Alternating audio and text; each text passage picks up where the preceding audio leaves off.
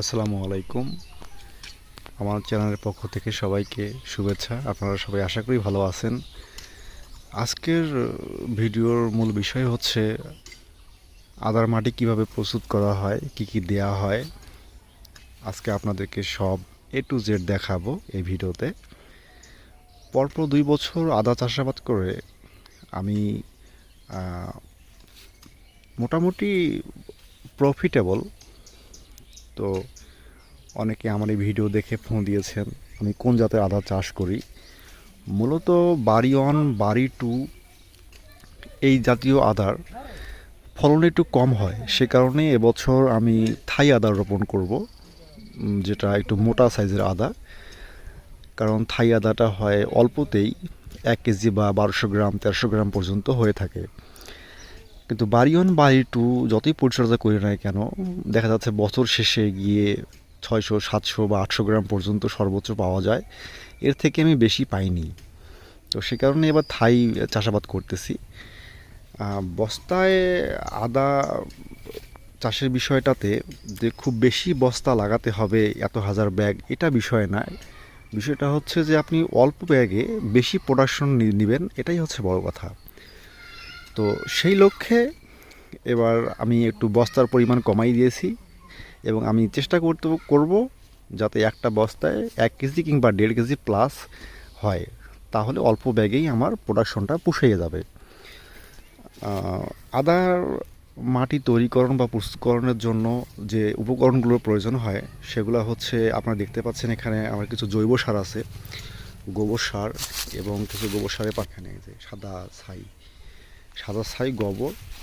আর দেখতে পাচ্ছেন এখানে সেটা হচ্ছে এই যে কাঠের গুঁড়োগুলো, এই যে কাঠের গুঁড়োগুলো আছে, কাঠের গুঁড়ো পড়বে ছাই, তার উপর পড়বে সার, তার উপরে রাসায়নিক কিছু কেমিক্যাল। এগুলো সব কিছু দিয়ে আমি মিক্সিং করব এই মাটিগুলোকে।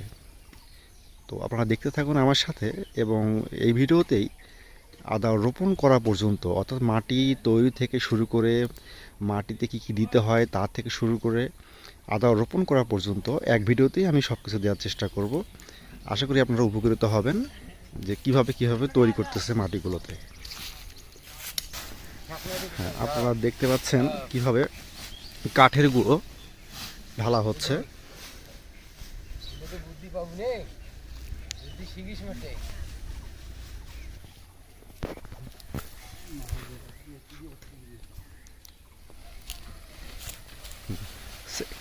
এবার দেওয়া হচ্ছে সাইডে পা দিয়ে একটু ইয়ে করে দিতে।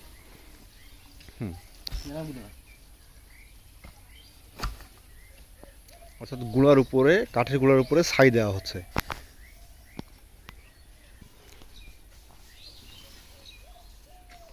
ঠিক ছাইয়ের উপরে দেওয়া হচ্ছে গোবর সার, জৈব সার, যেটা গোবর সার পা দিয়ে ওইটা একটু পা দিয়ে সরাসরি একটু করে দিতে হবে।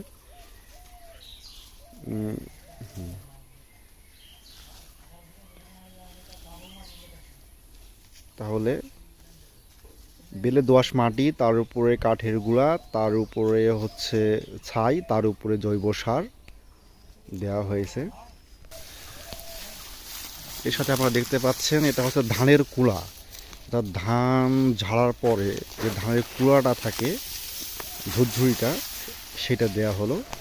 হ্যাঁ, এটা দিয়ে একটু পা দিয়ে একটু মিক্সিং করে, তো একটু আমি স্যাম্পল স্বরূপে দেখাচ্ছি যে একটার পর একটা কী কী দেওয়া হচ্ছে এখানে। এটা ভালো করে মিক্সিং দাও, ভালো করে মিক্সিং। হ্যাঁ, ওকে।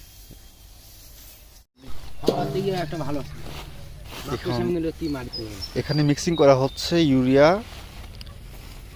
ফসফেট, আপনার ও পটাশ।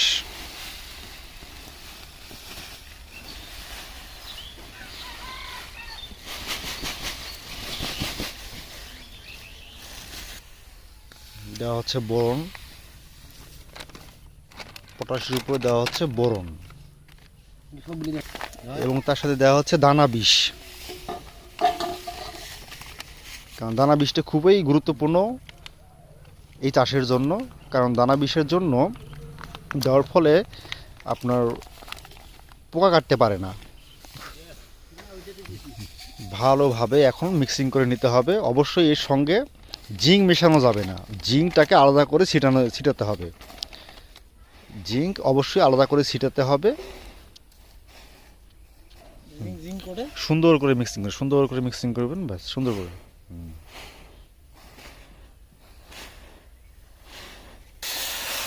এটা হচ্ছে জিঙ্ক অবশ্যই আলাদা করে ছিটাতে হবে।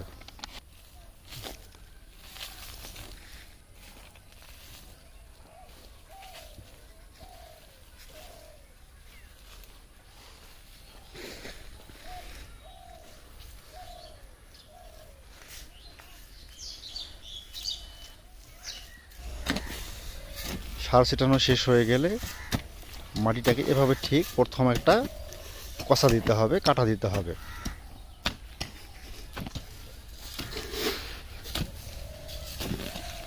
ভালো করে মিক্সের মতো করে কেটে কেটে নেবেন, ভালো করে মিক্স করে। তার মানে এখানে যাবতীয় যে ম্যাটেরিয়ালসগুলো দেওয়া হয়েছে সবগুলো এখন মিক্সিং করা হচ্ছে।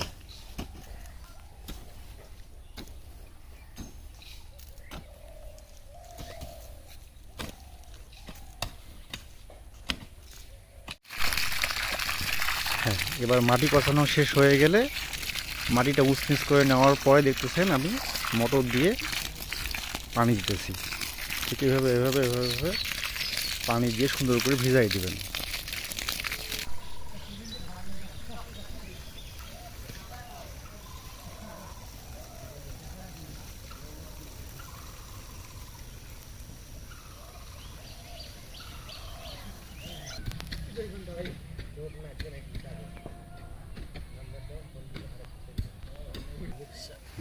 ঠিক এভাবে বস্তা দিয়ে ঢেকে দিতে হবে। হ্যাঁ, আটা বস্তা দিয়ে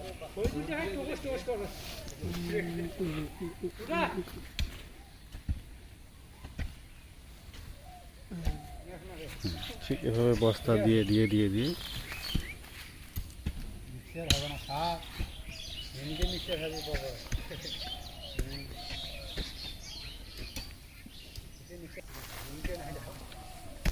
হ্যাঁ নিচে, হ্যাঁ ব্যাস, হ্যাঁ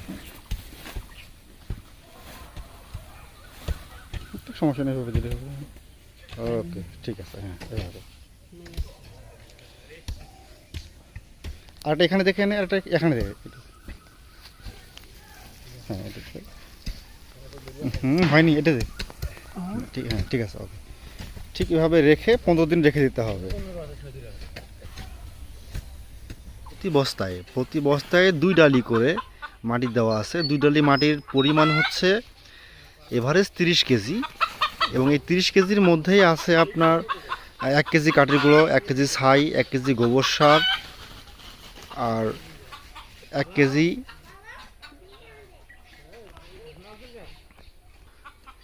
কেজি পরিমাণ ধানের কুড়া। এবং এখানে বেলে মাটি আছে 70% আর 30% আছে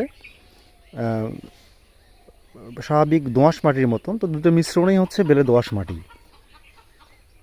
এবং প্রস্তুত করা হচ্ছে যেখানে বস্তাগুলো সেট করা হবে ঠিক এরকম লাইন করে দুই পাশে ড্রেনেজ সিস্টেম করা হচ্ছে, এবং মাঝখানে একটা বেডের মতো, এই বেডে বসবে পাশাপাশি 2টা করে বস্তা, ঠিক 1 হাত পরপর, 1 হাত মাঝখানে ডিফারেন্ট থাকবে, 1 হাত সারি টু সারি, এবং 2 দিকে ড্রেনেজ, যেখানে বৃষ্টির পানি আসলে পানিটা নেমে গড়ে চলে যাবে। এবং তার সাথে আপনাদের একটু যোগ করে নেই, এগুলো হচ্ছে চুই ঝালের গাছ, খুলনার বিখ্যাত চুই ঝাল লাগানো হয়েছে। চুই ঝালগুলো এইভাবে আপাতত লাগানো হয়েছে এবছর, দেখতে পাচ্ছেন চুই ঝালগুলো। এবং পাশাপাশি এখানে রাসায়নিক সারের বিষয়টা বলি। রাসায়নিক সার দানাবিষ, urea, phosphate, potash, boron, zinc সব মিলিয়ে এভারেজে 40 গ্রাম, 40 থেকে 50 গ্রামের মধ্যে দেয়া আছে প্রতি ব্যাগে।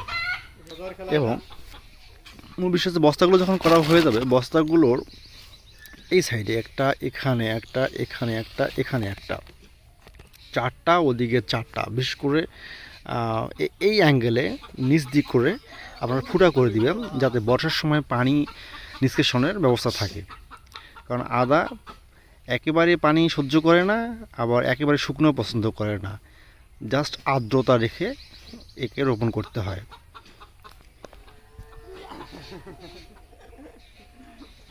এগুলো এলোমেলো অবস্থায় আমি আপাতত রাখছি, এগুলো এখন আস্তে আস্তে সেট আপ করে নেব সুন্দর করে। ঠিক এখানে যেভাবে করা হচ্ছে এখানে সেট আপ করবো সুন্দর করে। আপনারা দেখতে পাচ্ছেন থাই আদার বীজ, এই থাই আদার বীজ গজিয়ে গেছে। থাই আদার বীজ ঠিক এভাবে গজিয়ে গেছে। এটা বাড়ি টু নয়, এটা থাই ভ্যারাইটি, এবং এই আদাটা অল্পতেই 1 কেজি এবং 1 কেজি থেকে কেউ 1.5 কেজিও হয়ে যায়। যদি কারো বীজ লাগে আপনারা নিতে পারবেন এই থাই আদার বীজ, গজানো বীজ। আপনারা প্রায় সবাই গজানো বীজ খোঁজেন, সবসময় বলেন যে গজানো বীজ আছে কি না। এই থাই আদার হচ্ছে এগুলো গজানো বীজ, আপনারা গজানো বীজ নিতে পারেন। ডিসক্রিপশনে বক্সে আমার নাম্বার দেওয়া থাকবে, আপনারা ফোন করে থাই আদার বীজ নিতে পারবেন। এখন বস্তা সম্পূর্ণ রেডি হয়ে গেছে, ঠিক এইভাবে বস্তা সিরিয়াল করে রেডি করানো হয়েছে। আর আমরা এখন দেবো থাই আদা, দুই দিকে দুই দিক করে 4 ইঞ্চি গভীর করে, দুইটা দুই দিকে 4 ইঞ্চি গভীর করে দুইটা দুই দিকে দিয়ে মাটি ঢাকা দিতে হবে। এভাবেই প্রতি 2 মাস পর আমার সাথে থাকবেন, নতুন নতুন ভিডিও আমি আপলোড করব এখানে, যেটা কিভাবে বেড়ে উঠতেছে, এর পরবর্তীতে আমি কী সার প্রয়োগ করব, কী কীটনাশক প্রয়োগ করব। তো সেই পর্যন্তই ভালো থাকবেন সবাই। আল্লাহ হাফেজ, আসসালামু আলাইকুম।